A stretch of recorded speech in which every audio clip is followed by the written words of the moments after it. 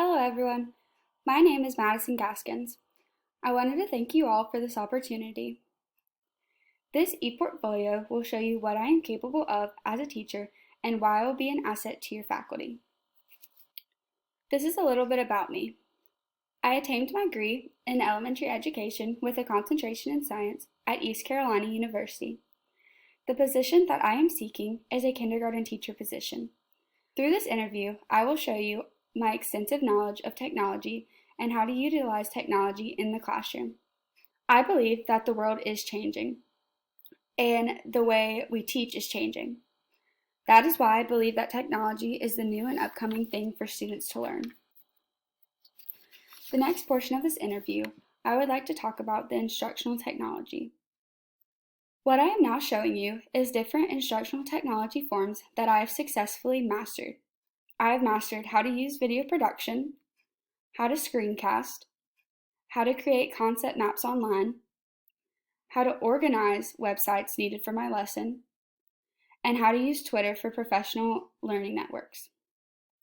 I have also curated multiple certificates, such as IHAT certification, digital citizenship, and Hour of Code. One of the instructional technology forms that I would like to focus on is the ThinkLink screencast, right here. If we click on this video, for my subject, I decided to choose science. If you look at this video, you can see that it is a video of me talking. It has a picture in the middle. This picture has little icons on it that allow students to click on the icons and go to a link that I have procured for them.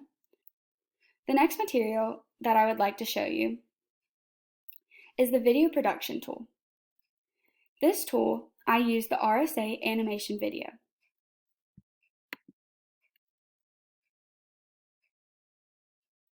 The topic that we will be discussing is solids and liquids and how they undergo change.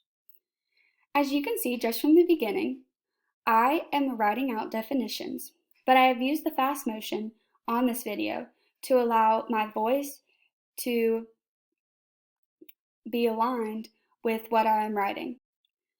The next technology form that I would like to show you is the student assessment form.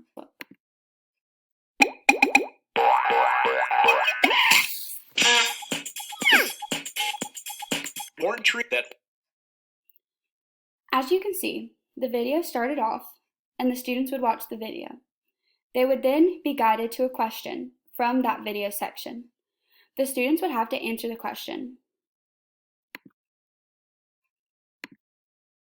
If I get it wrong, then it'll ask me if I want to rewatch that portion or I can just skip the question and continue on. If I get the question right, it will automatically redirect you. This is also a great resource because the questions can be open-ended as well as closed-ended. You can get multiple forms of what your students need to learn. These are just a few examples of what I am capable of and what I've mastered through technology in the classroom. The next portion of the interview is my TPAC lesson plan. As you can see, the lesson is science and it's for 2nd grade. The content is solids and liquids and how they undergo changes. If we move down to part 2, we can see that I have laid out my lesson and what I plan to do in each part of it. In the warm-up, you can see that I used Poplet for the first part. Students answer the question on Poplet. The students' responses will appear on the board completely anonymous. The next form of technology is PictoChart. In my lesson, I have the students create a PictoChart of solids, liquids, gases, and the similarities between all of them. We also go back to the beginning, and you can see that each student has an iPad. These iPads are used throughout the lesson for different assessments and different activities that the students will do. We now move down to the procedure. In the beginning of the procedure, I have the students watch a video that I procured from YouTube. The video will be projected onto my board, which is another form of technology. I will have students create a video through Animoto. The video will have to include information that they learned from the lesson, and I can assess them through this and to see what they learned. As we go down to the wrap up, I use two forms of technology to assess them again. The first one, I have the students go outside with me, and I will have them take pictures of solids and liquids. The students will have to then upload the pictures to our Google Drive, where I, as well as the other classmates, can see them. The students will have to put information under the pictures as to what it is and what they believe it is. The next form of assessment that I have that's technology related is I will have the students use QUIA.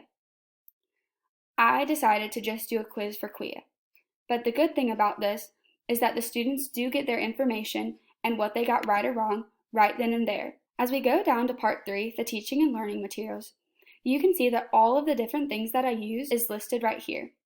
It also has the hyperlinks.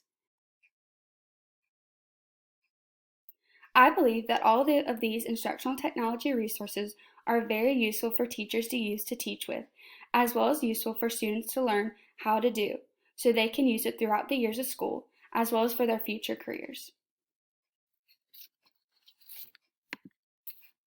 We then move on to the Contact Me page. As you can see, I have a Twitter icon. Teachers can click on this and they can have access to my Twitter account. Here, they can contact me or use it to learn new teaching strategies that I've shared. If we go down, we can see on my ePortfolio, I have a Contact Me page.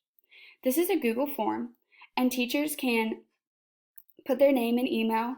Again, I wanted to thank you all for this opportunity and your time. I hope you all have a great rest of your day, and I want to thank you.